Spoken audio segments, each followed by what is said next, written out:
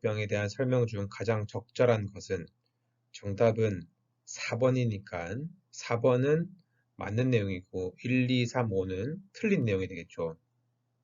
4번, 즉 알츠하이머병이란 신경독성 아밀로이드 펩타이드 응집체가 축적이 되어서 생기는 병이 되겠습니다.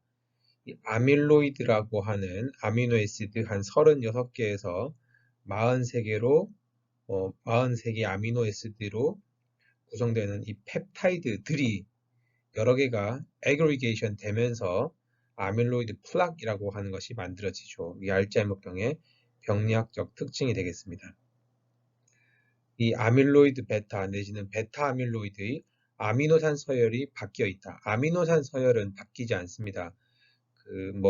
개수가 아까 말한 대로 36개, 43개로 짧은 게 있고 긴 게 있고 포스트 트랜슬레이션이나 모디피케이션은 되지만 아미노산 서열 자체는 바뀌지 않습니다. 베타 아밀로이드 입체 구조는 바뀌지 않습니다. 입체 구조도 바뀌게 되죠.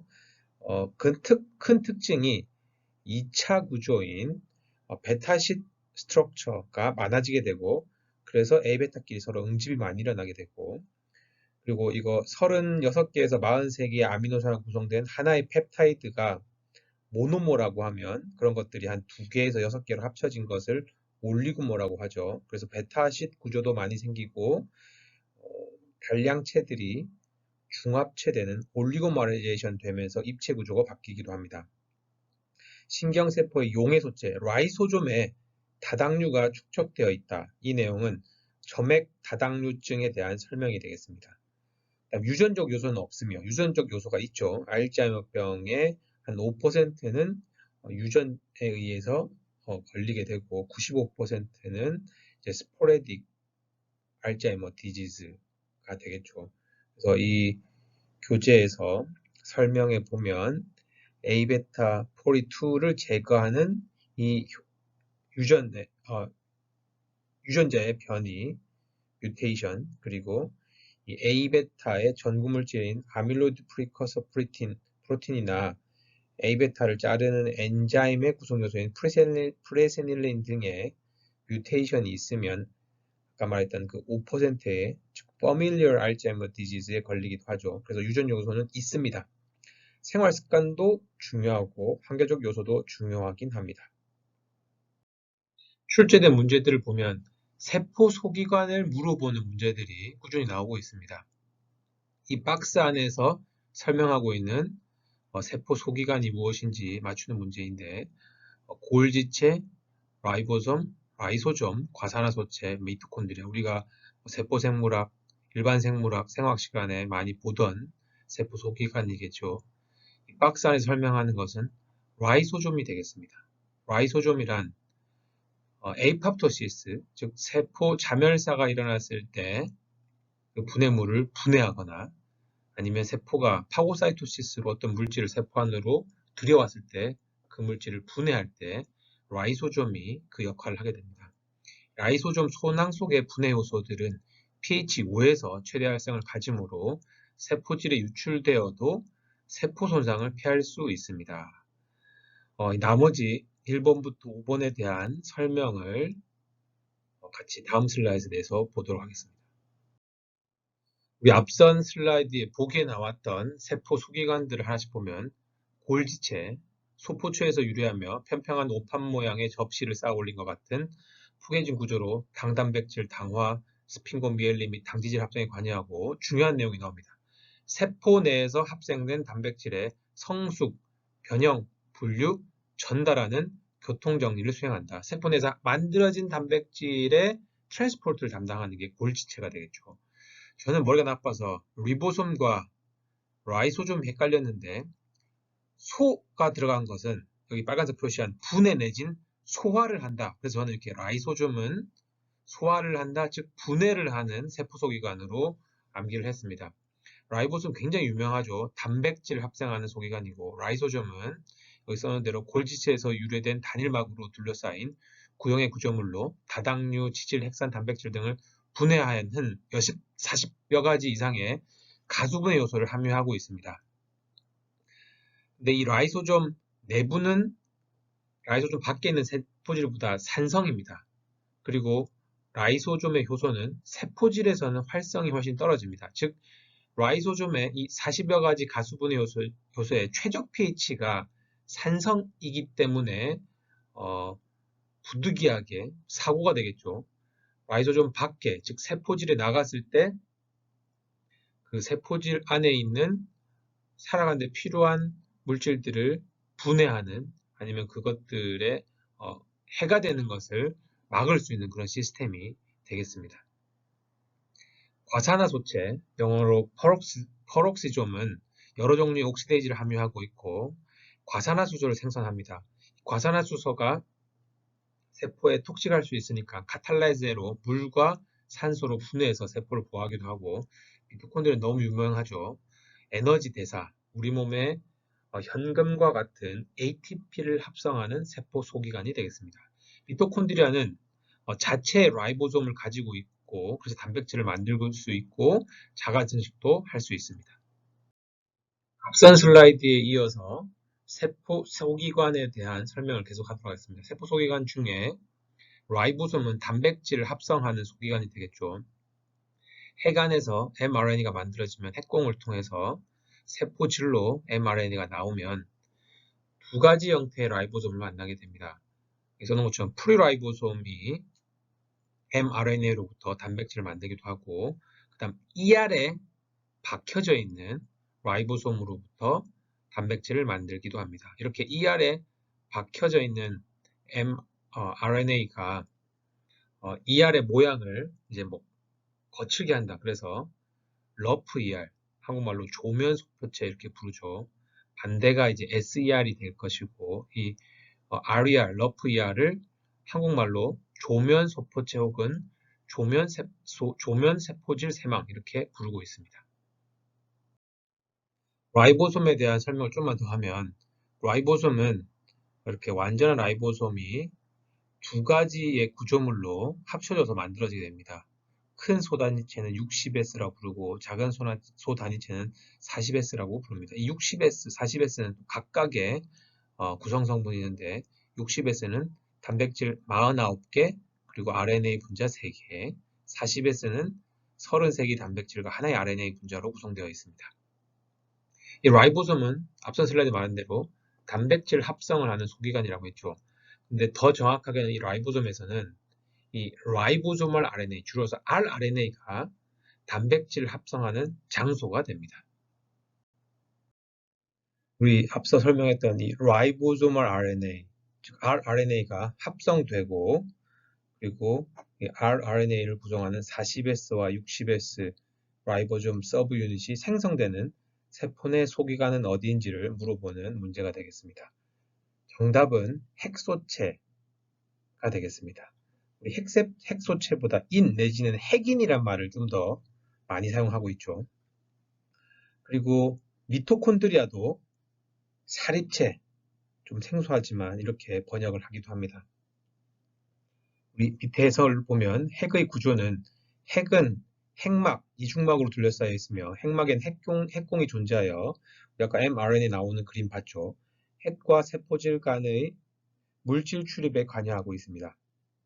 핵질에는 히스톤 단백질과 결합한 DNA가 가는 섬유상으로 구성된 염색질, 크로마틴이 존재합니다. 우리 크로마틴도 뒤에서 한번 언급을 하도록 하겠습니다. 핵은 라이보솜 구성 성분인 rRNA를 합성하는 지금 물어보는 내용이 되겠죠. 핵소체, 핵인 내지는 인이 포함되어 있습니다. 핵보다 더 작은 구조물이 되겠죠. 핵소체는 핵인은 막구조가 없고 라이보솜 주성분인 rRNA 합성 및 라이보솜 소단위체 조립 장소가 되겠습니다. 핵소체는 간기의 핵에서만 보인다. 간기가 무엇인지 우리가 셀 사이클에서 한번 보도록 하겠습니다. 우리 세포주기 셀 사이클을 한번 보도록 합니다. 우리가 배웠던 내용인데 G1, S, G2, M기가 돌아가는 게 셀 사이클이 되겠죠. 앞서 문제 나왔던 이 간기 는 괄호 안의 내용처럼 세포가 쉬면서 몸집을 불리고 DNA를 2배로 불리는 시기가 되겠습니다. 그래서 이 G1, S, G2기를 합쳐서 간기라고 부르고 있습니다. 실제로 세포 분열이 일어나는 시기가 M기가 되겠습니다.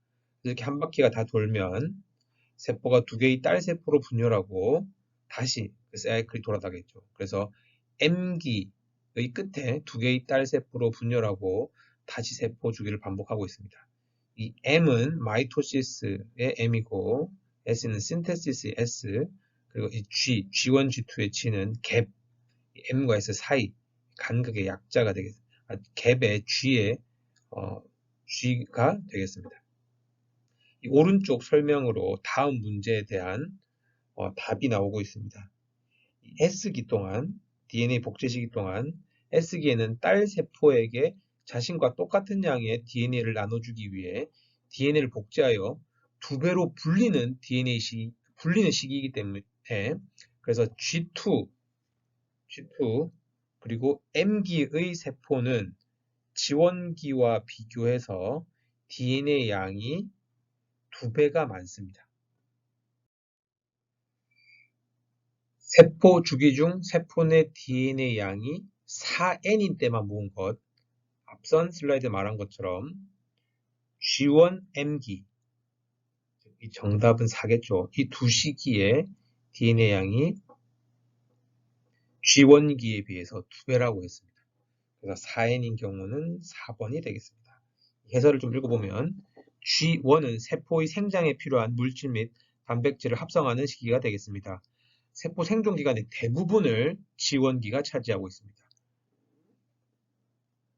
G1기에는 또 체크 포인트라고 하는 것이 있죠. 그래서 그 다음 시기인 S기로 갈지, 분열을 지연시킬지, 세포 주기를 정지하고 우리가 G1S, G2M기 말고 G0도 있습니다. 이 체크 포인트에서 G0로 갈지 안 갈지를 결정을 하게 되겠죠. S는 DNA 합성이 일어나 DNA 양이 두 배로 증가하게 됩니다. 그래서 G2 그리고 M기에는 DNA가 4N이 되겠습니다. G1은 2N, S기에서는 두 배로 늘어나고 4N이 되는 것은 G2M기가 되겠습니다. G2는 세포 분열을 준비하는 기간으로 미토콘드리아 복제, 방추사를 구성하는 단백질이 조립이 되는 시기고 M기는 핵분열과 세포질 분열로 이루어지게 됩니다. 다음 문제는 뉴클레오티드, 내지는 뉴클레오타이드가 무엇인지, 그리고 뉴클레오타이드에서 인산이 없는 구조물인 뉴클레오시드가 무엇인지를 물어보는 문제가 되겠습니다. 뉴클레오타이드, 우리 잘 아는 물질이죠. 염기, 당, 인상 이렇게 세 가지 조합이 뉴클레오티드고 아까 말한 대로 여기서 인산이 없으면 뉴클레오시드라고 부르고 있습니다. 이 당은 두 가지 종류가 있는데 DNA의 5탄당은 디옥시리보스가 됐고 RNA는 라이보스를 당으로 가지고 있습니다. 염기는 네 종류가 있죠. DNA는 A, T, GC를 가지고 있고 RNA의 경우는 T가 아닌 U를 가지고 있죠. 티민이 아닌 우라시를 가지고 있습니다. 그래서 문제를 보면 뉴클레오시드의 구성 성분이 아닌 것은 여기 없는 게 인산이 되겠죠. 그래서 답이 3번이 되겠습니다. 우리 복습 겸 개념 정리를 해보면 배운 내용이지만 인산, 당, 염기 구조물을 뉴클레오타이드라고 합니다. 이 뉴클레오타이드가 여러 개 합쳐진 중합체가 뉴클레익 애시드, 한국말로 핵산이라고 하고 이 뉴클레익 애시드에 해당하는 것이 RNA와 DNA가 되겠습니다. 뉴클레오타이드 다시 한번 보면 아까 말한 RNA와 DNA와 같은 핵산의 구성 단위, 기본 단위가 되겠죠. 그래서 모노머 서브 유닛이 되겠습니다. 근데 뉴클레오타이드는 이 당을 라이보스를 가지고 있으면 라이보 뉴클레오타이드, 그리고 디옥시 라이보스를 당으로 가지고 있으면 디옥시 리보 뉴클레오타이드라고 부르고 있습니다.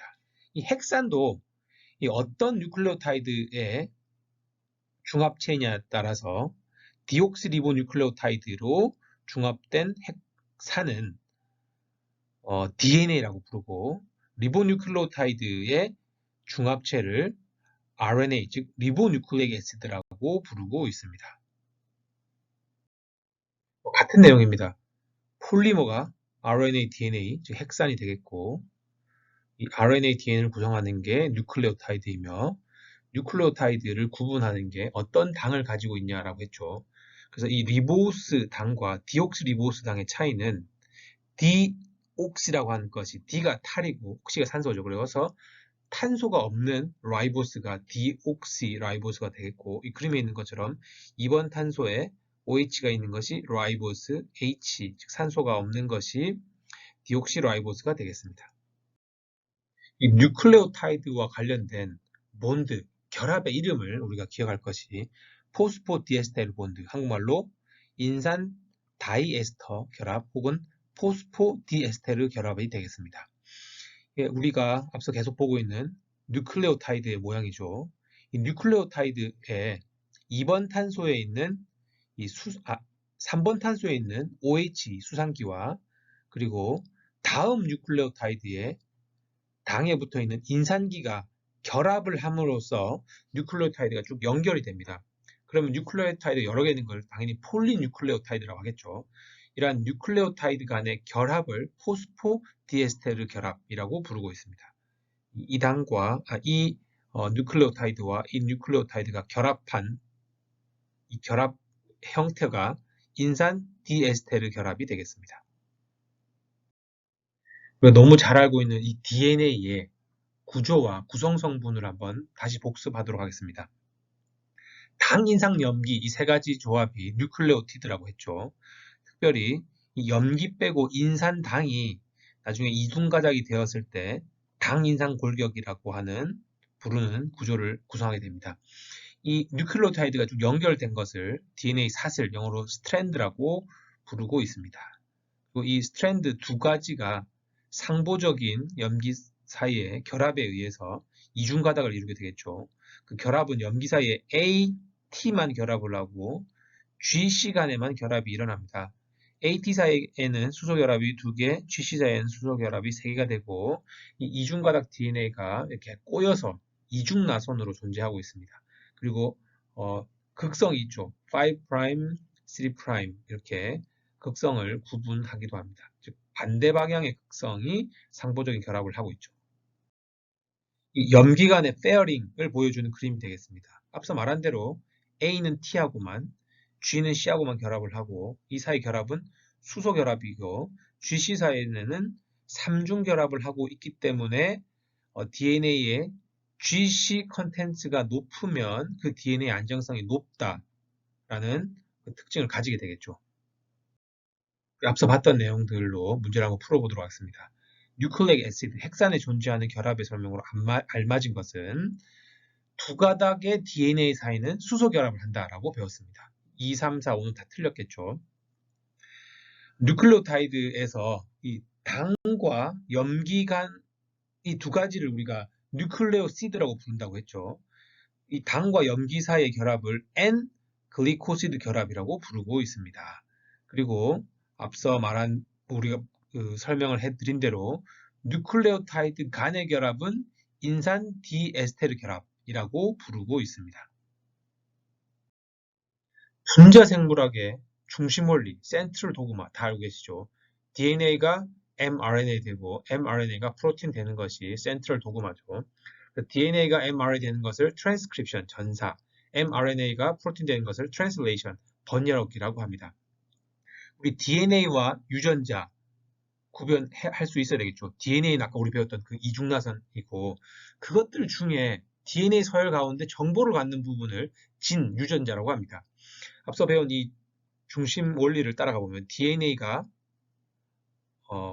mRNA가 되죠. mRNA가 핵공을 나가서 사이토졸에서 라이보솜에 의해서 단백질로 만들어지게 됩니다.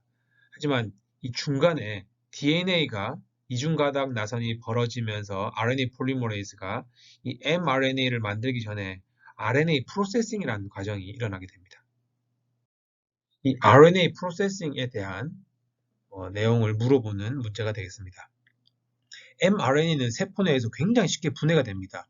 그래서 진핵세포에서는 이 mRNA 세포 내 안정성을 높이기 위해서 두 가지 어떤 프로세싱을 가지게 되는데 정답은 1번 5' 캐핑, 3' 폴리 A 테일이 되겠습니다. 이 5' 캐핑이라고 하는 것은 5' 말단에 구아닌 및 메틸을 첨가를 해서 5번 5'에서 3'으로 작용하는 엑소뉴클레이즈로부터 분해되는 것을 보호해준다. 그래서 이 문제에 있는 것처럼 mRNA 안정성을 유지해주게 되고, 역시 3' 폴리 A 테일 역시 엔도뉴클레이즈에 의한 절단을 이 폴리 A가 막아줌으로써 역시 안전성을 높이게 됩니다. 보기에 나와 있는 엑선 셔플링, 얼터너티브 스플라이싱, 트랜스 스플라이싱 등을 한번 읽어보면, 엑선 셔플링은 DNA 수준에서 엑손 간체의 조합을 통해 새로운 유전자를 생성하는 것이 됐고, 얼터너티브 스플라이싱은 하나의 유전자로부터 다른 엑손 조합을 통해 두 가지 이상의 mRNA가 생성되는 굉장히 유명한 그런 현상이 되겠죠. 트랜스 스플라이싱은 서로 다른 mRNA 분자에 있는 두 엑손이 트랜스 스플라이싱에 의해서 연결되는 게 되겠습니다. 앞서 문제 나왔던 그 RNA 프로세싱 두 가지에 대한 내용이 되겠습니다. DNA에서 RNA 만들어지고 RNA가 프로세싱을 거치는데, 첫 번째 mRNA 캐핑, 그리고 폴리아데닐레이션, 한국말로 폴리 A 꼬리 첨가가 되겠습니다. 앞서 봤던 그 두 가지 중에 mRNA 캐핑에 대한 좀 더 부연 설명을 하면, 이미 여러 번 말한 대로 RNA 가수분해 효소, RNase의 분해 작용으로도 보호를 해주고, 뿐만 아니라 단백질 합성을 위한 라이보솜에 의한 인식 자리로도 사용이 됩니다. 두 번째 RNA 프로세싱은 폴리아데닐레이션, 폴리 A 꼬리 첨가라고 했죠. 그래서 당연히 mRNA를 핵산 말단 가수분해 효소로부터 보호를 해줘서 mRNA 안정화에 기여하고, 뿐만 아니라 전사 종결, 즉 번역의 시작을 촉진하는 신호로도 역할을 하고 있습니다. DNA 이중나선 중에 한 가닥을 보여주고, 내지는 두 가닥을 보여주고, 이 DNA로부터 만들어지는, 즉 전사돼서 만들어진 mRNA 서열을 물어보는 문제들을 종종 출제를 하고 있습니다. 그래서 오늘 두 가지 문제를 보여드릴까 합니다. 그 두 가지 DNA 가닥을 코딩 스트랜드, 템플레이트 스트랜드라고 부르거나, 내지는 이 코딩 스트랜드를 센스 스트랜드, 내지는 이 템플레이트 스트랜드를 안티센스 스트랜드, 이렇게 부르고 있습니다. 그래서 이 위에 소개된 문제는 이 센스 스트랜드 내지는 코딩 스트랜드를 보여주고, 여기서 만들어지는 mRNA 서열을 물어보는 것입니다. 근데 당연히 이 코딩 센스 스트랜드와 템플레이트 안센스 스트랜드는 아까 그 상보적인 결합, 뉴클레오타이드 페어링이 ATGC가 결합을 한다고 했고, 방향이 반대라고 했죠. 그래서 우리가 쉽게 이해할 수 있습니다. 5' 아래는 3'이 될 것이고, A는 T와 G는 C와 결합을 합니다. 이렇게 두 가지 가닥으로부터 mRNA는 이 코딩 스트랜드 내지는 센스 스트랜드와 똑같은 방향, 그리고 같은 뉴클레오타이드가 만들어지죠. 근데 앞서도 잠깐 설명했는데, DNA는 ATGC로 뉴클레오타이드가 구성되어 있고, 그리고 mRNA의 경우는 우라실, 즉 T를 U로 가지고 있는 것이 RNA라고 했죠. 그래서 코딩 스트랜드와 방향이 같고 A는 똑같이 쓰되 T만 U로 쓰면 mRNA 서열이 되는 겁니다. 그래서 이 5' A, T, C, T 뭐 등의 서열의 mRNA 서열은 T를 U로 바꾸기만 하면 된다. 그래서 정답은 1번이 되겠습니다. 앞선 내용과 같은 내용입니다. DNA 이중 가닥이 있고, 위에를 코딩 내지는 센스 스트랜드, 그리고 아래를 템플레이트 내지는 안티센스 스트랜드라고 부릅니다. 두 가지가 서로 상보적으로 결합을 하고 있겠죠. 그래서 암호화 가닥, 즉 이 위의 그림에서 윗줄에 있는 센스 코딩 스트랜드는 RNA 전사물, 트랜스크립트의 서열과 일치하더라. 그리고 주형 가닥, 아래에 있는 가닥은 코딩 스트랜드와 상보적인 가닥이고, 그리고 합성 동안 복제가 일어나는 DNA 가닥이 되겠습니다. 정리하면 RNA는 이 밑에 있는 RNA는 맨 위에 있는 코딩 스트랜드와 서열이 같다. 그렇게 이해하시면 되겠습니다. 앞서 배운 내용을 기출문제로 풀어보면 어떤 유전자의 전사 개시점과 방향을 나타내는 사진이다. 네모로 표시한 부분에서 유래한 RNA 전사물의 서열로 올바른 것은 이 이중가닥의 DNA를 보여주고 있죠. 그래서 이 위의 가닥, 코딩 스트랜드 내지는 센스 스트랜드와에 해당하는 RNA 전사물은 서열은 같고 T만 U로 바꾸면 된다고 했죠. 그래서 4번이 되겠습니다. 텔로미어를 물어보는 문제 두 가지를 풀어보도록 하겠습니다. 텔로미어가 뭔지 한번 보면 진핵세포에서만 우리가 볼 수 있는 염색체 말단 부분으로 염색체 복제와 안정성에 기여합니다. 반복된 DNA 복제에 따라 프라이머가 제거된 다음에 텔로미어 부분은 불완전하게 복제되기 때문에 계속 짧아지게 되죠. 이를 세포 수준에서의 노화와 관련이 있다고 하고 이런 텔로미어가 영원히 짧아지지 않은 동물이 랍스터라고 알려져 있죠. 이 텔로미어는 텔로머레이즈에 의해서 합성이 됩니다. 그러니까 텔로미어라고 하는 이 염색체 말단 부분이 없어지는 부분을 보충하는 효소가 텔로머레이즈고 이 텔로미어의 반복 배열과 상보적인 배열의 RNA를 이 효소가 가지고 있습니다. 그래서 이 효소는 RNA를 주형으로 텔로미어를 신장시키는 효소고 좀 어려운 말이지만 이 RNA를 가지고 있으니까 RNA 디펜던트 하며 DNA를 만드는 효소니까 DNA 폴리머레이즈가 되겠습니다. 이 텔로머레이즈라고 하는 효소의 양이 높은 것은 초기 배아세포, 성체줄기세포, 생시세포, 형성세포, 암세포 등이 되겠습니다. 문제를 보도록 하겠습니다.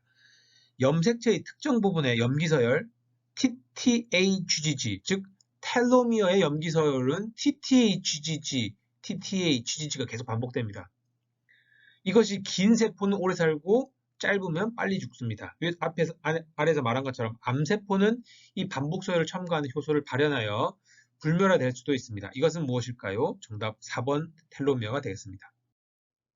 텔로미어에 대한 두 번째 기출문제가 되겠습니다. 이 그림을 보시면 녹색으로 보이는 게 텔로미어고 주황색 동그라미가 이 텔로미어를 연장시켜주는 효소인 텔로머레이즈가 되겠습니다.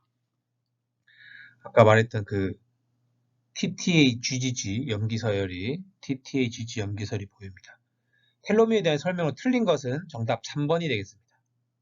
나머지 1, 2, 4, 5는 같은 내용이니까 맞는 내용이니까 텔로미어에 대한 설명을 우리가 보기로 한번 공부하도록 하겠습니다. 반복되는 단위로 존재하는 염색체 말단 염기서열로 원핵세포에는 존재하지 않습니다. 진핵세포에만 존재한다고 했죠. 선형 DNA 복제 과정에서 프라이머가 제거된 부분이 완전히 복제되지 않아 점점 짧아지는 부분이 되겠습니다.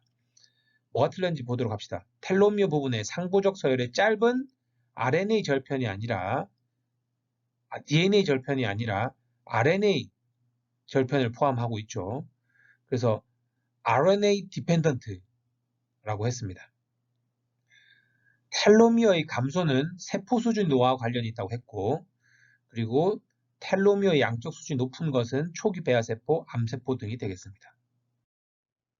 다음은 메탄올 중독 치료에 대한 내지는 경쟁 억제에 대한 내용이 되겠습니다. 문제를 읽어보면 60대 남자가 메탄올이 포함된 가짜 술을 마시고 시력이 소실되고 근육이 마비되었습니다. 이러한 증상을 예방하려면 무엇을 투여해야 하는가가 문제가 되겠습니다. 메탄올은 ADH, 알코올 탈수소 효소에 의해서 포름알데하이드로 변화가 됩니다. 이 포름알데하이드가 위에서 말한 조직 손상, 실명을 일으키는 원인 물질이 되겠죠. 메탄올뿐만 아니라 에탄올도 ADH의 기질로 작용을 합니다.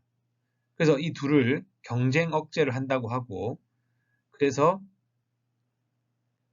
포름알데하이드의 생성이 에탄올 투여에 의해서 에탄올과 경쟁을 해서 줄어들 수 있는 거죠. 그래서 이 포름알데하이드에 의한 독성을 줄일 수 있는 것입니다.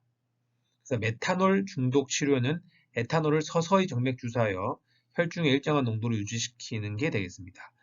기질과 구조적으로 유사한 저해제가 활성 부위에, 즉 이 ADH에 결합하는 그 기질의 자리에 이 두 가지 기질이 경쟁을 해서 효소의 액티비티를 방해할 수 있는 것이 되겠습니다. 그래서 정답은 이 메탄올이 포함된 가짜 술을 마시고 이런 독성을 나타내는 경우에는 경쟁적 억제제인 에탄올을 투여하면 되겠죠. 같은 내용이 되겠습니다.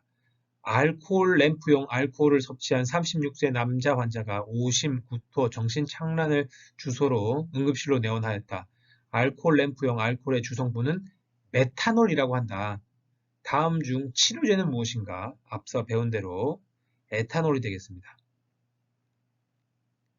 에탄올은 ADH 또 다른 기질로서 메탄올과 경쟁을 하며 아세트알데히드로 변환이 됩니다. 그래서 메탄올 중독의 치료는 에탄올을 서서히 정맥 주사하여 혈중의 일정한 농도를 유지시키는 것이 되겠습니다. 실험 방법을 물어보는 문제도 항상 나옵니다. 이 두 가지 문제를 가져와 봤는데 문제를 읽어보면 정상 대장상피세포와 대장암 조직에서 전체적인 유전자 발현 양상을 비교하여 대장암에서 특이하게 발현이 증가하거나 감소된 유전자들을 최대한 많이 찾아내고자 한다. 이를 위해 사용되는 실험 방법은 마이크로어레이 내지는 DNA 마이크로어레이가 되겠죠. 보기에 있는 노던 블랏, 웨스턴 블랏, 서던 블랏은 다음 슬라이드에서 설명을 드리겠지만 노던 블랏은 RNA를 분석할 때, 웨스턴 블랏은 우리가 잘 알고 있죠. 단백질을 분석할 때, 서던 블랏은 DNA를 분석할 때, 그 중합 효소 연쇄 반응, 우리가 잘 알고 있는 이름인 PCR 같은 경우는 DNA를 증폭할 때, DNA를 디텍션할 때 우리가 사용하는 방법이 되겠죠. 코로나 바이러스도 우리 PCR로 디텍션을 하죠. 이때 보면 백인 1세 여아가 잦은 기관지염과 설사로 병원에 왔다. 정밀 검사를 실시한 결과 낭포성 섬유증으로 진단되었다. 혈액 시료에서 낭포성 섬유증 유발세포 단백질 유전자를 분석한 결과 세계염기의 결손형 돌연변이가 검출되었다. 돌연 유전자의 뮤테이션을 검출하기 위해 사용하는 방법은 DNA 시퀀싱이 되겠습니다. 뒤에서 한번 간단히 설명을 드리도록 하겠습니다. 서던 블랏은 DNA, 노던 블랏은 RNA, 웨스턴은 단백질, PCR은 DNA 증폭을 할 때 사용되는 방법이 되겠습니다. RT-PCR, 많이 들어보셨을 건데 앞에 RT가 있죠. Reverse Transcription의 RT를 이렇게 줄여서 RT-PCR라고 하는데 DNA를 증폭하긴 하지만 먼저 앞서 해야 될 실험 방법이 mRNA로부터 cDNA를 만들고 이 cDNA를 PCR 하는 것이 RT-PCR이 되겠습니다. 앞선 보기에 나왔던 DNA 시퀀싱, 한국말로 DNA 염기서열 결정법이 되겠습니다. 뭐냐? DNA상의 염기서열을 확인하여 어느 부위에 어떤 유전자가 있는지를 알아내는 방법이 되겠죠. 그래서 유전자에 뮤테이션이 있으면 이 DNA 시퀀싱으로 확인할 수 있습니다. 그리고 또 실험 방법에 그냥 제가 개인적으로 예측하는 실험 기법이 NGS, Next Generation Sequencing이 나올 수도 있지 않을까. 그리고 진 테라피 내지는 올해 노벨상을 받은 크리스퍼, 유전자 가위도 실험 방법을 물어보는 보기나 내용이 되지 않을까 그렇게 예상을 해봅니다. G 프로틴을 물어보는 문제도 종종 나옵니다. G 프로틴이라고 하는 것은 이 수용체에 결합되어 있는 세 가지 단백질의 집합체로 알파, 베타, 감마가 이렇게 모여 있다가 GDP가 붙어 있을 때는 오프되어 있고 GTP가 결합하는 온이 됩니다. 특별히 알파 서브유닛이 활성화돼서 아데닐리 사이클레이즈라고 하는 효소를 활성화시키게 되면 아데닐리 사이클레이즈는 기질을 ATP로 사용해서 생성물을 사이클릭 AMP를 만드는 효소가 되겠습니다. 그래서 세포의 많은 수용체가 G 단백질, G 프로틴을 이용하여 신호를 매개합니다. G 단백질에서 활성을 나타내는 서브 유닛은 알파가 되겠습니다. 저랑 수업 시간에 배웠던 내용입니다. G 프로틴이라고 하는 것은 분자 스위치 역할을 하는 것이다. GTP가 붙어 있다. 그러면 ON이 된다. GDP가 붙어 있으면 OFF가 된다. OFF가 되어 있으면 아까 말한 대로 수용체에 그 세 가지 서브 유닛이 모여져 있고 ON이 되면 활성화되는 알파가 떨어지고 얘는 아데닐리 사이클레이즈 활성화를 유도하게 된다. 그럼 결과적으로 이 효소가 만드는 생성물인 사이클릭 AMP가 많아지게 됩니다. 이 문제도 G 단백질, G 프로틴을 물어보는 문제인데 이 G 단백질은 3개의 서브 유닛으로 구성되어 있고 이들 중 GTP가 결합해서 활성화되는 것은 앞선 문제랑 똑같이 알파 서브 유닛이 되겠죠. 이 알파 서브 유닛이 활성화시키는 효소가 아데닐리 사이클레이즈라고 배웠습니다. 저와 함께 효소의 활성 이상으로 야기되는 질환을 배우면서 콜레라를 배웠었습니다. 우리가 방금 배웠던 그 G 프로틴과 관련이 있습니다. 이 콜레라균이 장내 상피세포로 들어와서 G 프로틴의 지속적인 활성화를 유도하게 됩니다. 구체적으로는 G 프로틴이 ADP 라이보실레이션이라고 하는 것이 일어나서 이 아데닐리 사이클레이즈가 계속 활성화가 되는 것을 유도하게 되고 그럼 당연히 아데닐리 사이클레이즈가 만드는 생성물이 사이클릭 AMP가 만들어지게 되고 이로 인해서 설사 증상과 탈수 현상이 일어나게 됩니다. 앞서 본 내용으로 기출문제가 있습니다. 5일 동안 동남아시아 여행을 다녔던 남자가 귀국 직후 물 같은 설사를 여러 번 하고 탈수 증세를 보여 입원하였다. 이 환자의 설사는 장 점막세포에 존재하는 어떤 단백질이 ADP 라이보실레이션이 되어 발생한다. 이 단백질은 무엇일까요? G 단백질이 되겠습니다. 보기에 나왔던 ADP 라이보실레이션이라고 하는 것은 이 ADP 라이보스가 첨가되는 그런 포스트 트랜슬레이션 모디피케이션이 되겠죠. 그래서 ADP 라이보스가 뭔지 배웠던 슬라이드를 한번 가져와 봤습니다. 다음 식욕 조절 호르몬을 물어보는 문제가 자주 출제가 되고 있어서 가져와 봤습니다. 렙틴과 그렐린 물어보는 문제들인데 이 두 문제는 렙틴을 물어보는 문제가 되겠습니다. 병적 비만은 두 가지로 구분됩니다. 중추적인 원인과 왈체적인 원인으로 야기되는 비만이 있죠. 그 중에 중추적인 원인을 가진 비만 환자에서는 이 렙틴이 문제가 있죠. 즉 지방세포에서 합성되는 렙틴의 분비 장애가 일어나거나 혹은 이 렙틴이 식욕을 억제하는 호르몬인데 이 렙틴이 분비가 돼서 뇌 속의 시상하부에 있는 리셉터에 결합을 해서 식욕 억제하는 패스웨이가 활성화돼야 되는데 이 반응 저하가 일어나게 되면 비만이 되겠죠. 그래서 이 A 물질, 즉 렙틴은 정산인에서 식욕을 억제하는 물질이 되겠습니다. A 물질은 1번이 되겠죠.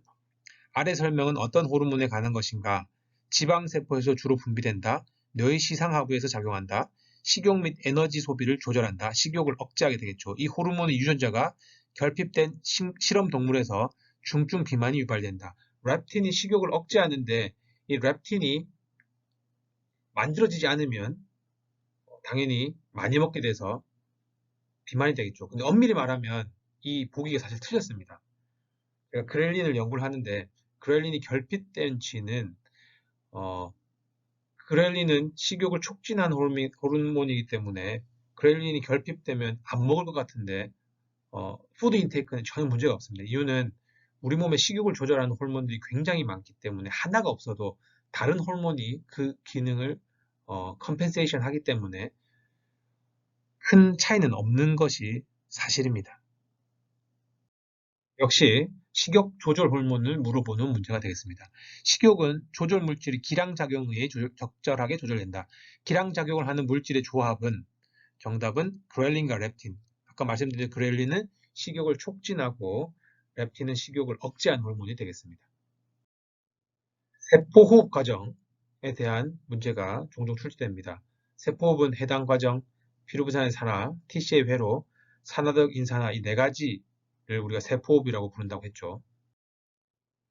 포도당을 중심으로 뭐 포도당 대사라고도 부르고 포도당이 아까 말씀드린 그 세포흡 과정을 통해서 해당 과정 피루부산의 산화로 아세틸코에가 되고 아세틸코에가 구연산화를 거치고 산화적 인산화 반응을 거치기도 하고 포도당이 녹말이나 글라이코겐으로 저장되기도 하고 뭐 오탄당 인산경로 그리고 포도당이 단당인데 다른 단당이나 다른 이당류가 되기도 한다라고 배웠었습니다. 이거는 앞서 배운 그 네 가지 세포 과정 중에 마지막 단계인 산화적 인산화를 설명한 내용이 되겠죠. 미토콘드리아는 이중막으로 되어 있는데 이 내막에 이 양성자 펌프 그리고 전자